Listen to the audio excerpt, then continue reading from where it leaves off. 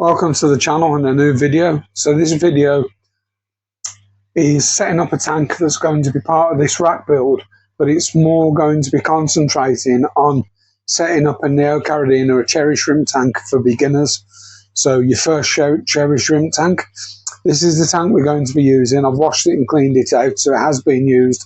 And this is a 45 litre Opti-White scaper tank. So I can't remember the exact measurements. I believe it's 45 centimeters by 30 by 30 or something like that. And 45 litres for me would be the minimum size tank that I'd recommend people that are getting into the shrimp hobby, simply because at that size, 10 gallon, at that size your water parameters are stable, and keeping stable water parameters is quite important for shrimp keeping. I'm going to start this by flipping it on its side and painting the back black. And what I'm going to be painting it with is just an artist's thick acrylic paint. So just a couple of coats on the back just to make the back black. I don't even bother masking the sides, you don't need to. And the idea is then we've got a backdrop and there's no bubbles in it like if you put pictures behind and stuff like that. So let's get this flipped over and painted and we'll pick back up. Now before I do start painting this, it is worth mentioning that I have cleaned the back of this with a glass cleaner just to sort of remove any grease and deposits, because this isn't a brand new tank. And there we have our first coat down. So it doesn't have to be Rembrandt, doesn't matter if there's a few gaps in it. All we're looking to do is just create a coating. And once we've sort of got this is dried, what I'll do is I'll look through the underneath, and where I can see light, I'll just go over again. So I'll probably do 2 coats on this and wait. It dries pretty quick. And the reason I use acrylic is because you can actually scrape it off afterwards. It's just like a plastic sheet if you want to change the colour and stuff.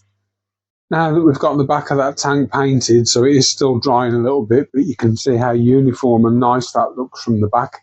Some people choose blue, I've chose black in this instance. We need to think about a couple of things. One of them is a substrate, and because cherry shrimp don't require soft water, I never go for soil with cherry shrimp. Cherry shrimp like a specific pH, and I'll put that up on screen, the range. They are quite tolerant, and because of this I tend to use what's called an inert substrate, like a gravel or like a pea gravel or a sand, and I only ever put a very, very thin layer on. And the reason I only put a thin layer on is because I don't want waste to build up in that layer. The sand, I am using sand this time. The sand that I'm going to be using is just an aquarium sand. So let me just drop that in the tank. It's called an aquarium sand. It's by BD Trading. I do sell this, but I'm just going to use sand in here. The second thing that we need to think about is decor, and we'll come back to that. The third thing is a filter. Now, you can use power filters, but what you need to be mindful of with power filters is that baby shrimp, and hopefully your shrimp will breed, are very, very small. And with power filters, they can easily get sucked into the inlets. External canister filters work okay, and you can drop on what's called a filter guard. So on your intake, there's the ability, you've got the ability to put like a mesh, a stainless steel mesh gauze over the intake, and that will stop babies getting sucked in. My preference is the Humble sponge filter. So this is a double sponge, it's air driven, and the idea of a double sponge filter is that air bubbles rise up here and it sucks water through the filters. So this then creates what's called a biological, I'll call it a biological paradise. What you want to do with the tank is you want to cycle it, and what cycling a tank means is that you introduce an ammonia source. This is before you put any livestock in. You introduce an ammonia source and you wait for beneficial bacteria to colonize your filter and everything else in the tank that converts that ammonia to nitrite. ammonia is toxic and nitrite is toxic. Once you've got that conversion, it quickly then happens where different bacteria turn the nitrite into nitrate. Now, nitrate is less harmful unless it's in really high doses, and this is why we perform water changes to sort of filter down and to reduce and dilute any nitrates. Shrimp by nature have a very little bioload, so they don't create a lot of waste anyway, and you can sort of go a relatively long time without a water change. For the purposes of this build, I am going to use a filter that I've been using in another tank, so it is already cycled. If you want more information, research the nitrogen cycle. Let's get some sanding.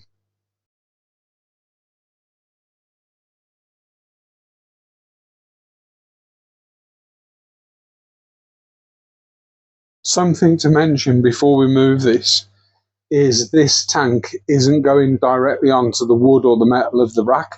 I'm actually putting it on a mat.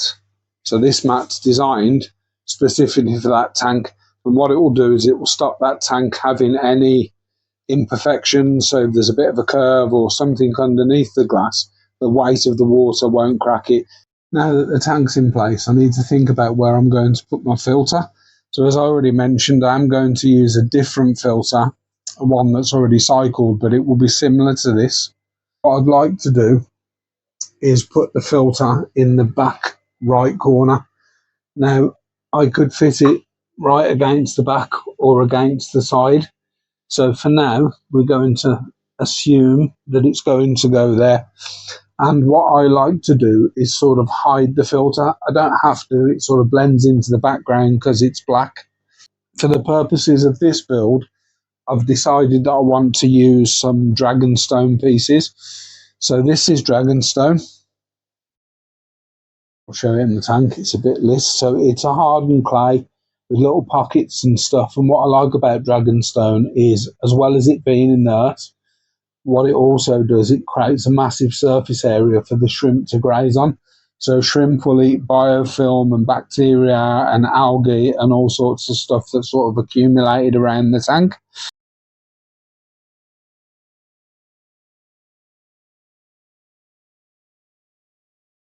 Now it's trying to sort of fall backwards, so I'll have a bit of a play.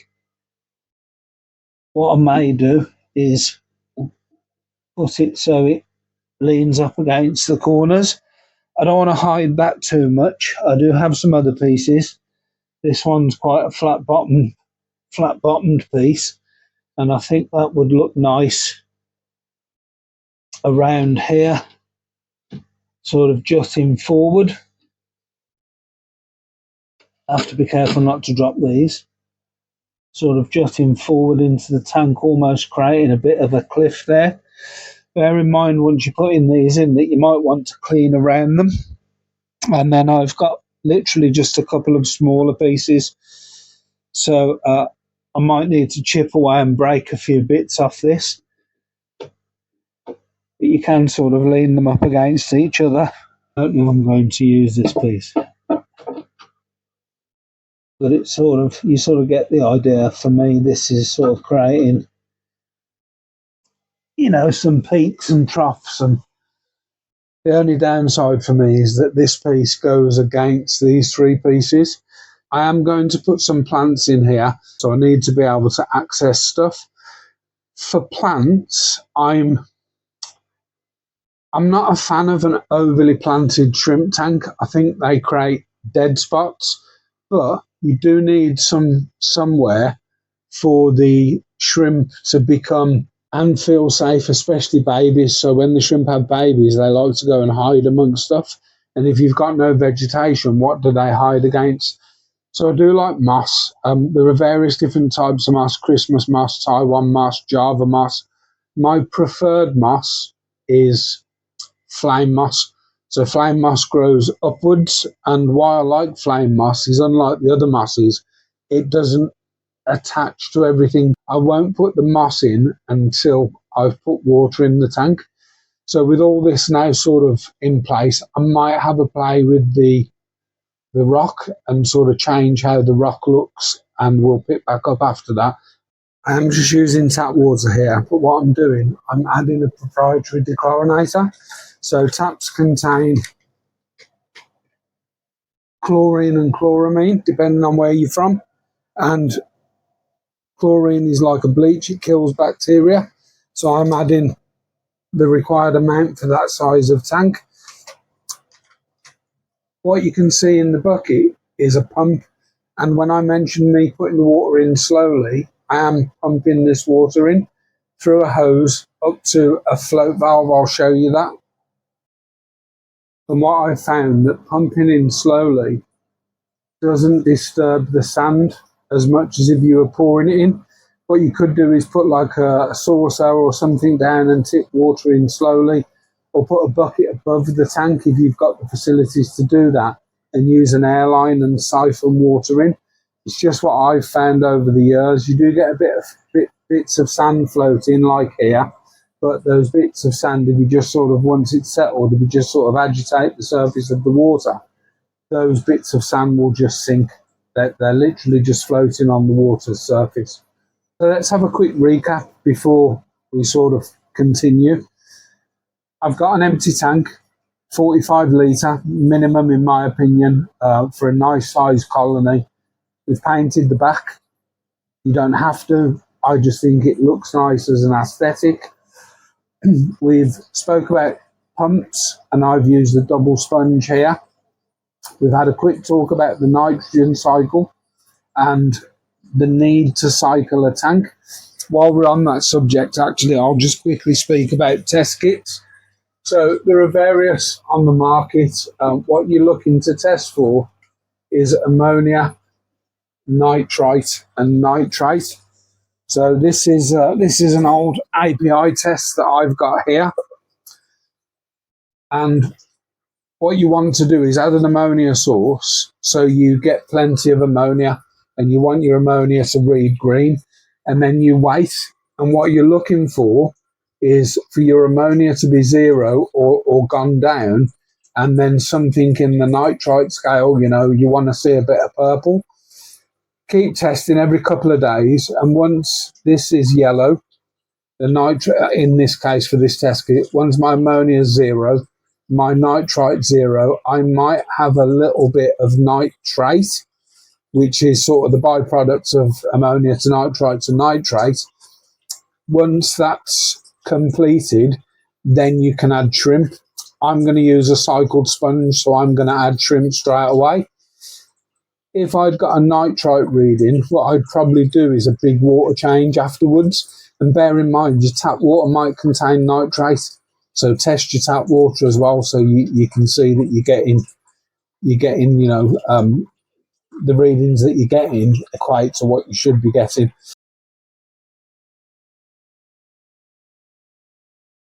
Now that we've filled up, we are a little bit cloudy. Now the majority of the cloudiness is actually from the dragonstone, because I didn't wash all of it. Some of it was already washed, some of it wasn't, and you do get some fine particles on that.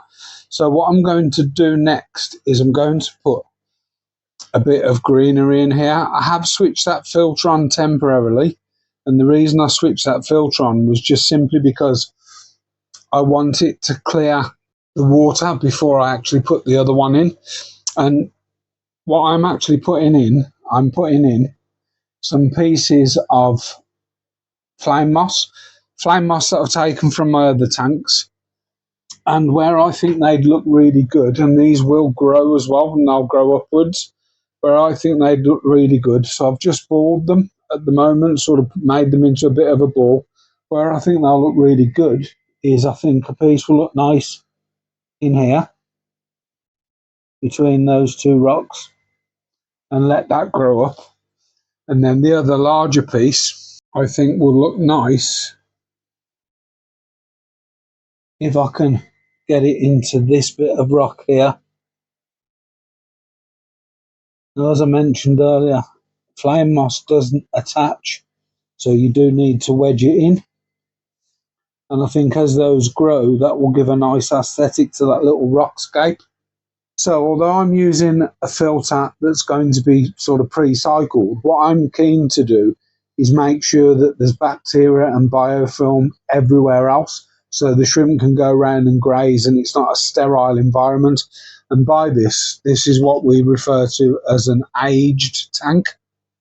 Now what I'm going to do is I'm going to seed the tank with something called Milli-1, which is a beneficial bacteria, so it's a powdered form, and by sort of sprinkling this on the tank it will settle and start creating bacterial colonies. There are other brands. I sell loads of different types, Qual Drop, SL Aqua, so loads of different types. Ecological Paradise I sell as well, but I'm going to use Milli-1 for this one. Comes with a little spoon. I've got to be careful because my hands are wet. So it comes with a little spoon. I'm not using a whole spoon. I'm probably going to use half a spoon, and all I'm doing is just sprinkling that on the top, and it will sort of work its way through the tank, sink to the bottom. You can actually see it sinking now, settle somewhere, and that will start a bacterial colony. So I'm going to leave this overnight to clear, and then I'll move my other filter in and start moving shrimp in. What I do want to do with this tank is, because it's an open top tank, I don't want to lose water through evaporation. So I cut myself some pieces of polycarbonate sheet and use some little clips that clip in the sides of the tanks just to rest those on. Last couple of things to talk about are your own tap water.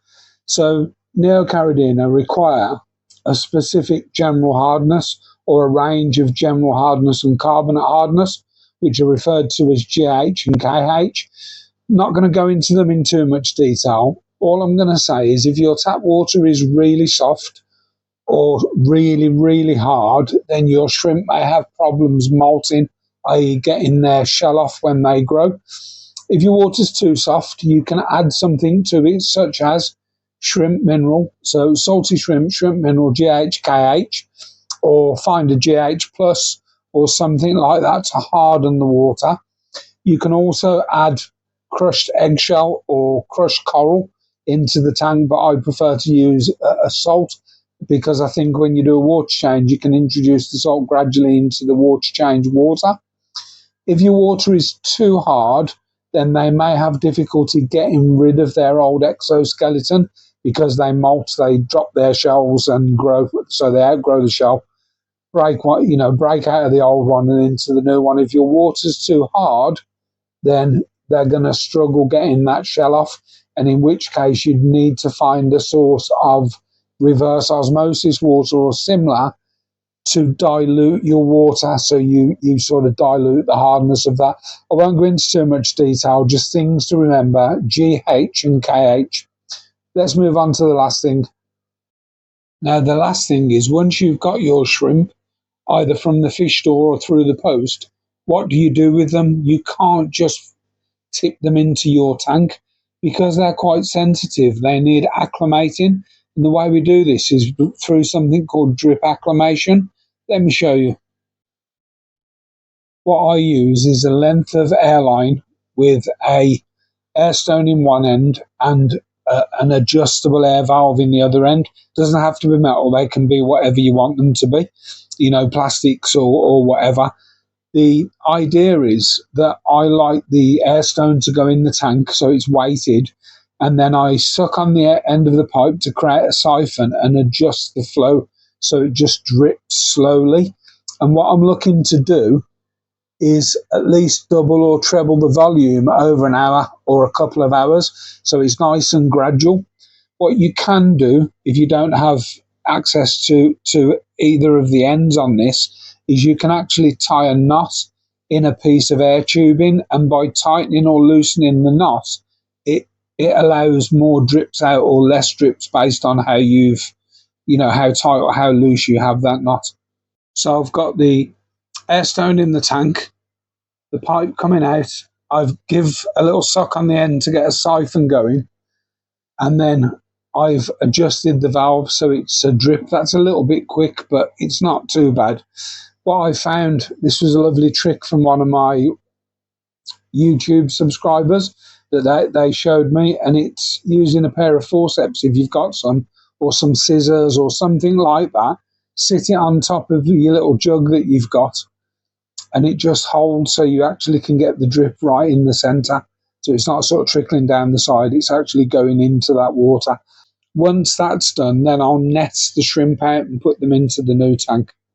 Excuse the state of the hair. I've tried to keep this as simple as possible and as accessible as possible for people who want to get into keeping shrimp for the first time, because it isn't difficult and you learn stuff along the way and make mistakes. Hope you've enjoyed this. If you have, drop me a thumbs up, leave me a comment, let me know your thoughts, and if you're not already a subscriber, please consider subscribing to the channel.